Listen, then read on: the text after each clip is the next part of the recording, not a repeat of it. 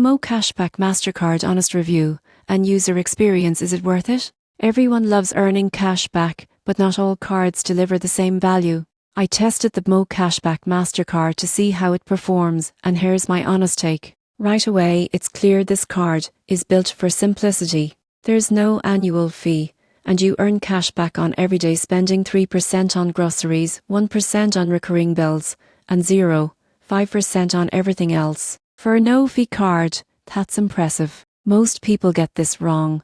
They assume no-fee cards can't earn meaningful rewards. But the surprising truth is that if you use this card strategically for groceries and bills, the rewards add up quickly. Redeeming cash back is easy too. You can apply it directly to your balance or deposit it into a BMO account with no complicated rules or waiting periods. The welcome bonus often includes extra cash back during the first few months, making it even more valuable when you first sign up.